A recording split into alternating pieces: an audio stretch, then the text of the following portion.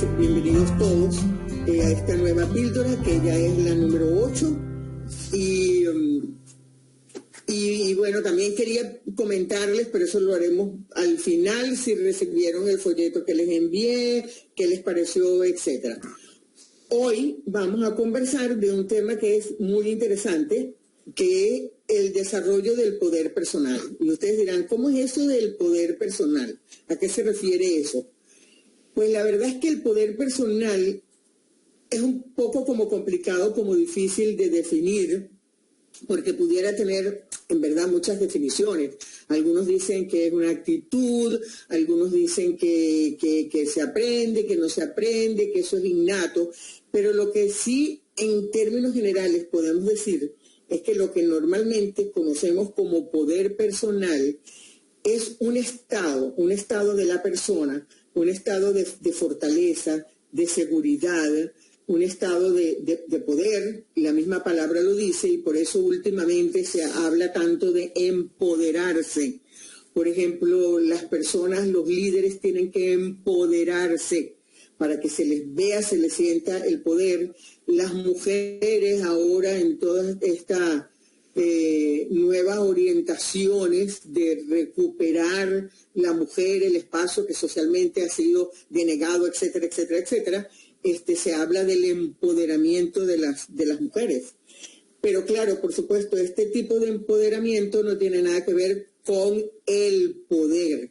Y esta es la primera distinción que es importante que nosotros hagamos. Una cosa es tener poder y otra cosa es tener el poder.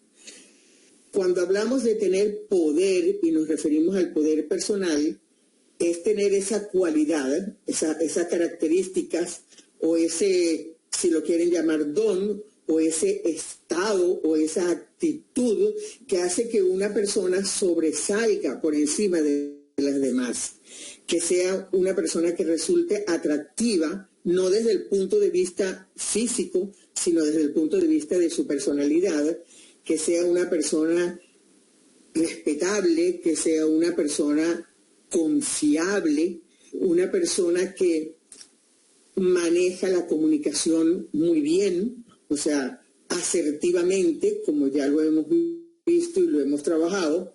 O sea, en otros términos sería pues una persona que respeta las ideas de los demás, que no se enfrasca en tratar de imponer siempre sus opiniones, que escucha, que respeta, que además opina con mucha seriedad, etcétera. O sea, en términos generales una persona muy asertiva, pero además una persona muy razonable, o sea, una persona que tú ves que siempre sus opiniones son acertadas, a lo contrario de lo que diríamos de algunas personas de que, ay, ese habla pura bobería, o ese habla pura tontería, y esa es la mitad de lo que dice, no se le puede creer, etcétera. O sea, se requiere, para hablar de poder personal, ciertas características que sean visibles a los demás. Entonces, personas empoderadas o personas que tienen poder personal serían aquellas personas que desde afuera podemos nosotros verlas con estas características. O sea, una persona que es asertiva, una persona que es confiable, una persona que es razonable, una persona que es amigable, una persona que es acertada en sus opiniones, etcétera. Honesta, por supuesto, cuando hablamos de creíble o de confiable, también estamos hablando de esa parte ética, de la parte de los valores. Y eso sería, desde el punto de vista de lo externo, lo que llamaríamos poder personal. Pero también este poder personal, que desde afuera lo vemos así como lo acabamos de describir, requiere de ciertas características y de ciertas condiciones a lo interno, hacia adentro. Entonces, el poder personal hacia afuera tiene que ver con que la persona empoderada se muestre de manera tal que sea capaz de influir con sus opiniones, con su manera de ser, con su manera de actuar en los demás. Sería como una especie de líder, aunque no estamos hablando de liderazgo político ni de nada relacionado con eso. O sea, un líder en términos de que su personalidad se manifiesta a través de un poder tal que las personas lo siguen, lo aclaman, lo respetan, les gusta ser sus amigos, si tienen algún problema les confían en él, etcétera. Entonces, eso sería lo que es el poder personal desde la perspectiva de cómo lo vemos afuera. Pero para tener esas características afuera es necesario un trabajo bien importante, pero a lo interno, hacia adentro. Porque esas características no vienen dadas así por obra y gracia del Espíritu Santo. Eso es un trabajo interior que es bien consciente y bien interesante. Y que está basado fundamentalmente en el desarrollo personal. Porque eso es lo que es el poder personal. Como les decía al principio, el poder, con el artículo el, cuando yo tengo el poder, es cuando el poder me viene de afuera. Esto significa cuando me nombran coordinadora de un departamento, cuando me nombran jefe de una empresa, cuando me nombran director de no sé qué, cuando soy el presidente de no sé qué más, cuando soy el gerente de aquí, cuando soy el secretario general de otro lado, cuando soy presidente del condominio. Vale la pena que nos riamos un poquito en este sentido porque me hace mucha gracia. En la serie que pasan de Aquí no hay quien viva, se ve clarísimo cómo el señor que es el presidente del condominio, bueno, se cree que es, de la ONU para abajo, el más importante. Entonces, eso es el poder. En cambio, de lo que estamos hablando es de poder, de tener poder como persona, pero poder personal, que ya dijimos que las características hacia lo externo ya sabemos cuáles somos, pero hacia lo interno es bien importante haber desarrollado otras cualidades bien interesantes y que son fundamentalmente las que comienzan por A. Primero, autoestima. ¿Ustedes creen que pudiera desarrollar poder personal una persona si no tiene bien conformada y bien consolidada su autoestima? Sumamente difícil. Entonces, trabajar la autoestima en cuánto te quieres, cuánto te valoras, cuánto te respetas a ti mismo, qué sentimiento tienes tú hacia ti mismo. O sea, ¿qué sentimiento te generas cuando piensas en ti mismo? Que es distinto del autoconcepto, porque eso es algo bien importante que se los voy a aclarar. La autoestima es una cosa y el autoconcepto es otra cosa. Si a mí me preguntan, ¿qué autoconcepto tienes de ti misma? Pues es una cosa solo a nivel intelectual. Yo se los preguntaría a ustedes. Desde la perspectiva intelectual, ¿cuál es el autoconcepto que tienen de ustedes? Soy buena persona, soy inteligente, soy trabajadora, soy responsable, etc. Esos son puros constructos cognitivos, puro a nivel intelectual. Pero ¿cómo me siento? Cuando me toca hablar en público, ¿cómo me siento? Ese temor que me impide expresarme adecuadamente cuando estoy frente a los demás. Eso tiene que ver ya no con mi autoconcepto, sino con mi autoestima. Esa inseguridad, ese miedo, ay, no voy para la fiesta porque allí todo el mundo se pone a hablar mal de los demás y ya van a hablar mal de mí. Ay, es que no me veo bien, no me veo bonita. Ay, es que no tengo esto para ir. Ay, es que no, mejor es que no me vean. Eso es autoestima, que es diferente del autoconcepto. Entonces, lo que tenemos de realmente que trabajar para desarrollar esa seguridad en nosotros mismos es la autoestima. Entonces, es pilar fundamental del crecimiento personal y del desarrollo del poder personal, es la autoestima. Es básico. Es fundamental, es uno de los pilares fundamentales. Segundo, otra importante, la autenticidad. Y cuando hablamos de autenticidad, nos referimos fundamentalmente al manejo adecuado de las emociones. Porque como les he venido señalando en los posts del Instagram, por ejemplo, que hace 2 meses estuve hablando mucho sobre las emociones y les explicaba que hay unas emociones que son auténticas y hay unas emociones que son sustitutas, o que lo que hacen es tapar a la auténtica cuando no la puedo expresar de manera normal, de manera natural, y entonces la convierto en otra emoción que no es la auténtica. Para lograr el desarrollo del poder personal es importante primero aprender a reconocer las emociones cuando son auténticas.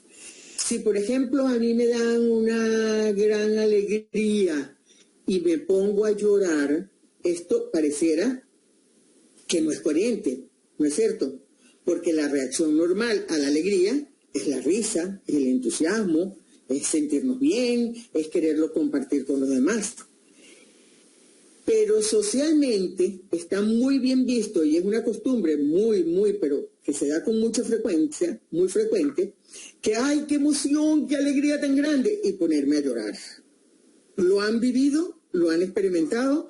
Estoy totalmente segura que sí. Pero ese llanto no es la emoción auténtica, porque ese llanto seguramente viene de otra emoción que hay detrás de esa alegría, y que es el miedo. Por ejemplo, el miedo a que esto que me acaba de suceder, que me alegra tanto, no se diera. Entonces, yo quería que tú vinieras. Y por fin viniste, y en vez de alegrarme, lloré. ¿Cómo es eso? No se entiende. Si querías que yo viniera, ¿cómo que lloras porque estoy aquí? Bueno, porque lo que estoy es aflorando un sentimiento previo a la alegría, un sentimiento anterior, de que si no viene, ¿y qué va a pasar cuando venga? ¿Y cómo vamos a hacer? ¿Y si vamos a poder tener una vida normal? ¿O vamos a poder hacer tal cosa? Entonces, siempre nuestras inseguridades nos llevan a experimentar mucho miedo de las cosas que nos pasan o que nos van a pasar, o que estamos esperando que nos pasen. Si no manejamos adecuadamente ese miedo, entonces esa alegría, que evidentemente es alegría porque es, pero la expresamos como si fuera miedo, porque la expresamos a través de llanto. Bueno, esto de pronto puede parecer un poquito complicado, pero ya tendremos tiempo de hablar con más calma sobre las emociones. Lo importante es que aprendamos a identificar las emociones genuinas, las emociones auténticas, y que son 5: alegría, afecto, miedo, tristeza y rabia. Todo lo demás es aprendido.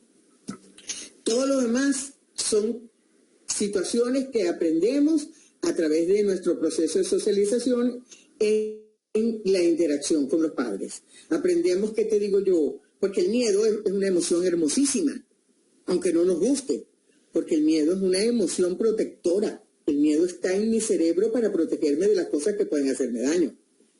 Pero cuando a mí me educaron, me enseñaron a tener miedo a muchas cosas que en realidad no debería tenerles miedo. Entonces una cucaracha, ¡ay! Y salgo corriendo, es que me dan pánico las cucarachas. No, me puede dar asco, pero pánico no. Pero además, no puede atentar la cucaracha contra mi vida, contra mi integridad. Entonces eso es una emoción que no es una emoción auténtica. En conclusión, el segundo pilar es la autenticidad, que significa manejo adecuado de emociones genuinas, emociones auténticas, sin rebusques, sin sustituciones. Y por último, está la autodeterminación, que la autodeterminación empieza por A, por eso digo, son 3 pilares fundamentales y todos empiezan por A. La autodeterminación es la capacidad de decidir de manera autónoma, y aquí viene la otra A, en base a mis propias decisiones, a mis propios valores, a mis propios principios. O sea, yo decido, yo tomo el control de mi vida, yo sé lo que quiero hacer y sé cómo hacerlo. Y yo no me dejo llevar por lo que me dicen los demás o por lo que esperan los demás. O no actúo, y cuando yo digo yo no me refiero a yo Maripili, me refiero a todos nosotros. porque todos nosotros debemos actuar en función de lo que nosotros queremos, de nuestras necesidades, de nuestros sentimientos y de nuestros valores y de nuestra manera de pensar. Pero muchas veces, ay, sí, no, me voy a poner esto porque si me pongo tal otra cosa, a fulanito no le va a gustar. Entonces, ya ahí no estoy siendo autodeterminada, no estoy siendo autónoma. Estoy actuando en función de lo que yo creo que los demás esperan de mí. Y esto es también un error en la educación de los niños, porque siempre, cuando los niños son pequeños, les inculcamos mucho aquello de, no lo vas a hacer por mí, no lo vas a hacer por mí, no le vas a dar el besito a tu abuela, no vas a hacer tal cosa, no te da pena.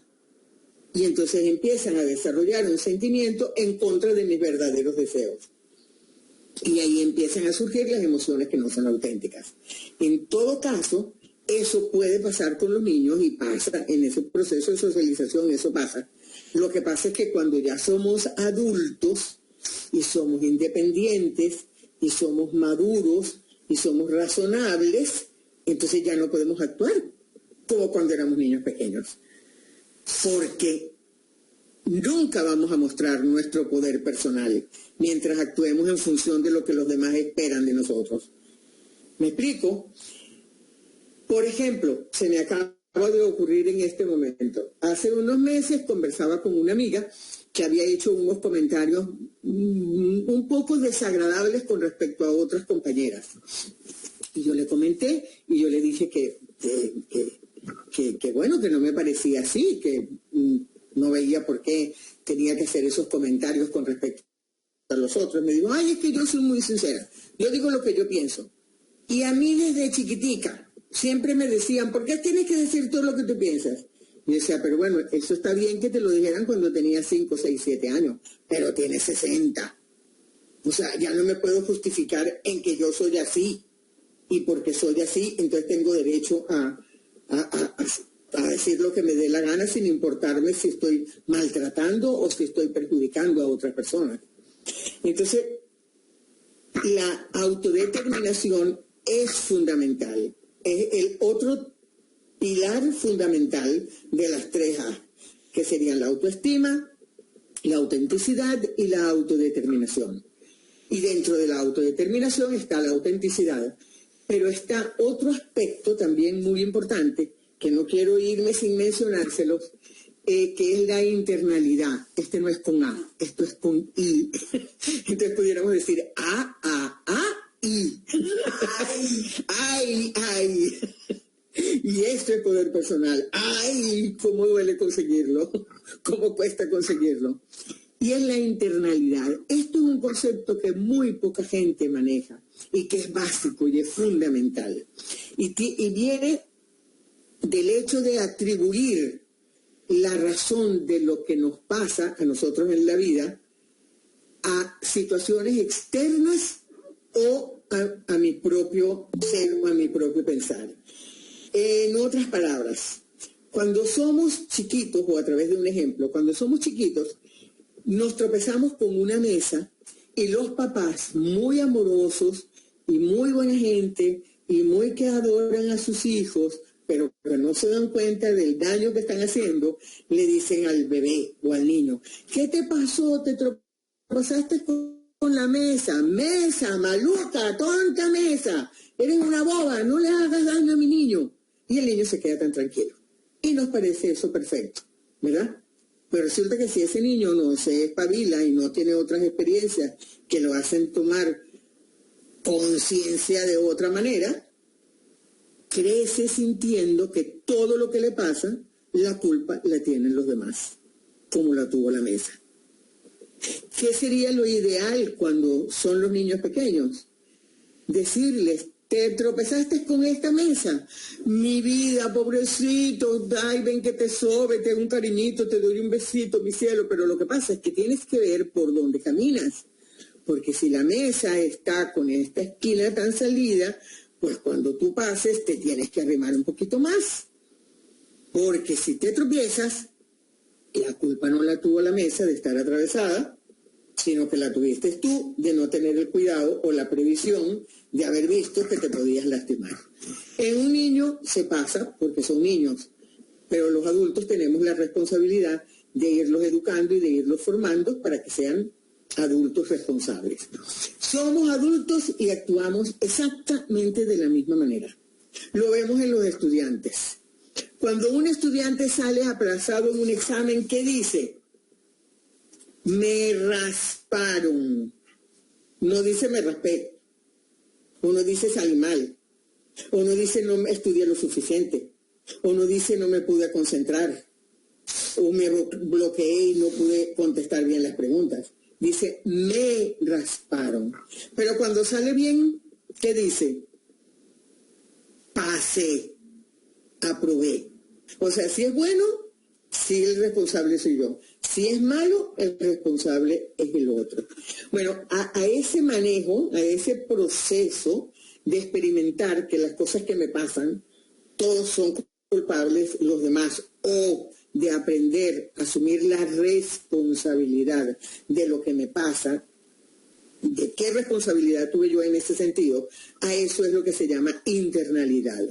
Son personas muy externas las que todo el tiempo le aplican la culpa de todo lo que le pasa a los demás. Todo lo que le pasan tiene la culpa a los demás. Y todo lo bueno, eso sí fui yo. En cambio, las personas que desarrollan, a eso se le llama externalidad. Pero las personas que desarrollan la internalidad son las personas que cuando les pasa algo dicen, ¿hasta dónde llega mi responsabilidad en esto que pasó? Es probable que otros tuvieran algo de culpa, pero ¿cuál es la cuota mía allí? En eso que me pasó. Por supuesto, aclaramos que hay cosas que suceden que están fuera de mi control y que no tienen nada que ver con quién tiene la culpa, porque nadie tiene la culpa. O sea, si, ¿qué te digo yo? Si hubo un accidente de carro y me fracturé el brazo, pues bueno, no fue culpa de nadie, nadie lo hizo con intención. Si llueve y se me echaron a perder todas las plantas, pues tampoco fue culpa de nadie. Tendría que verlo, porque a lo mejor no tomé la previsión de guardarlas antes de que viniera el ventarrón, pero X. O sea, en términos de, es saber que aquellas cosas que no puedo controlar, esas escapan de mi responsabilidad. Pero aquellas cosas en las que sí tengo cierto control y que a veces lo comparto con otras personas, siempre tengo una cuota de responsabilidad. Y la internalidad tiene que ver con saber hasta dónde llega mi responsabilidad. Y saber que de esto que me pasó, bueno, me pasó porque fulano y fulano y fulano son tal cosa, pero también porque yo tal y tal y tal y tal otra cosa. O sea, es asumir la responsabilidad de esas cosas que nos pasan en la vida. Entonces, estos elementos que le acabo de nombrar, esto es lo que justamente hace crecer el poder personal. Si yo tengo una buena autoestima, si yo soy una persona que manejo adecuadamente mis emociones auténticas, si yo soy una persona autónoma, autodeterminada, si yo tengo internalidad porque sé asumir la responsabilidad de mis actos y de lo que me pasa, yo tengo poder. Pero el poder está dentro de mí. No tengo el poder que me lo dio un memorándum o un cargo. Tengo el poder mío, poder personal. Y eso, aunque tú no quieras, se nota y se ve. La gente lo nota cuando hay una persona que tiene desarrollado ese poder. Y ahora ustedes me dirán, ay, pero ¿cómo hago? Yo no tengo ese poder. Sí lo tienes. Sí lo tenemos. Todos lo tenemos. Lo que pasa es que según la manera como hemos sido educados y según la manera como hemos aprendido a vivir, no lo desarrollamos como debe ser. Pero sí lo podemos desarrollar, porque la autoestima es algo que se trabaja. O sea, la autoestima tú puedes mejorarla, tu autoestima, a través del crecimiento personal, del desarrollo personal. Aprender a reconocer las emociones puedes hacerlo. Aprender a tomar decisiones en base a tus propios criterios, también puedes aprenderlo. Y ser una persona interna o desarrollada la internalidad también puedes aprenderlo. Basta con que te preguntes, ajá, esto que me pasó, bueno, ¿y hasta dónde pago yo aquí? O sea, ¿hasta dónde tengo yo responsabilidad en esto que acaba de suceder? Porque los errores que cometieron los demás yo sí no puedo hacer nada. Pero sin embargo, los errores que yo cometí, yo sí los puedo corregir y sí los puedo mejorar. Entonces, no me ocupo de lo de los demás, sino me ocupo de lo mío.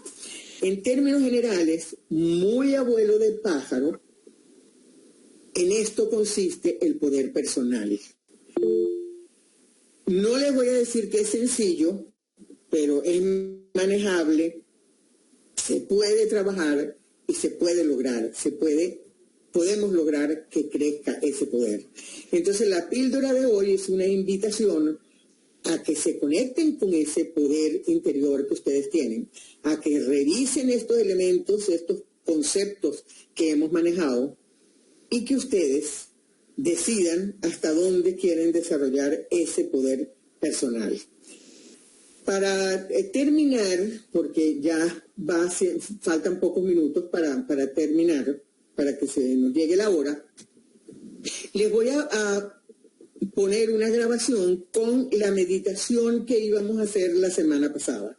Esa meditación ustedes no la escucharon, no la pudieron oír por los problemas técnicos de los que ya hablé al principio, y entonces hoy se los traje grabado para que ustedes los pudieran oír. Es una meditación muy hermosa, muy sencillita. Recuerden que aquí, por razones de tiempo y por razones al poco entrenamiento que muchos tenemos sobre estos temas, pues tenemos que hacer cosas muy sencillas, pero que las personas que de verdad quieran continuar aprendiendo mindfulness y en el camino del desarrollo personal, después verán que las meditaciones son más largas, más profundas, que las relajaciones también, etcétera, pero todo eso es paso a paso que se logra.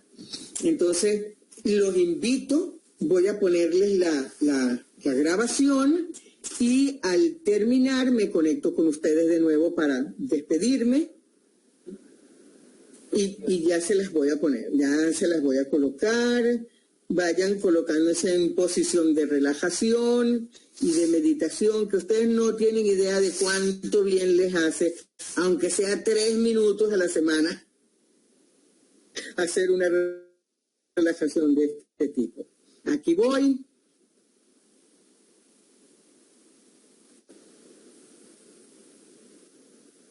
Busca una posición cómoda donde te sientas a gusto, preferiblemente sentado o sentada, con la espalda derecha, pero sin hacer ningún esfuerzo, y con el pecho ligeramente hacia el frente, en posición de receptividad.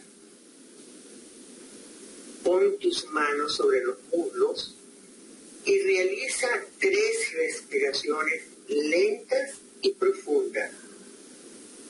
Y con cada respiración, tu cuerpo se va relajando cada vez más y más relajado.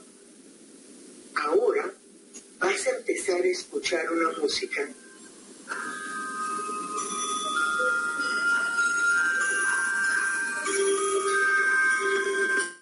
a la que vas a prestar mucha atención, hasta compenetrarte tanto con ella que mentalmente tu cuerpo empieza a moverse hasta ajustarse a su ritmo. Y con tus ojos cerrados empiezas a mover tus brazos, tus piernas, tu cabeza y todo el cuerpo. Nadie te ve, nadie te juzga, nada está bien, nada está mal. Es solamente música que invade tu cuerpo y lo mueve, sin pena, sin vergüenza, solo música, porque tu cuerpo es música. Tus células están llenas de música. Tu cerebro es música. Tu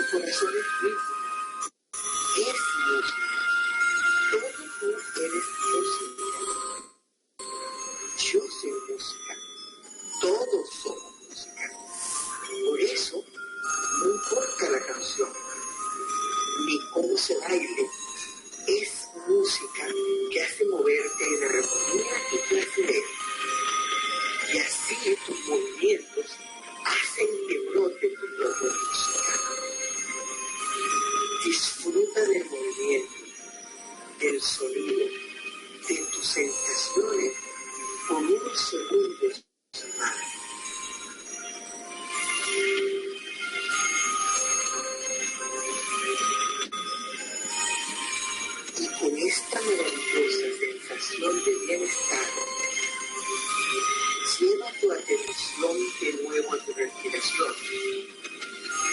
Y tras 3 respiraciones lentas y profundas, lentamente, muy lentamente, abre tus ojos y vuelve aquí y ahora.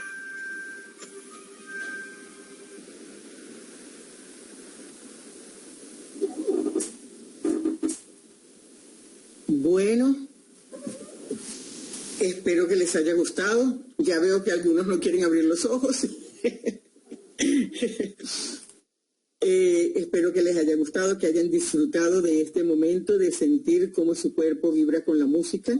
No importa qué música sea, lo importante es que la sintamos y que aprendamos a que estos pequeños detalles y estos pequeños momentos nos relajan y nos ayudan a vivir mucho mejor.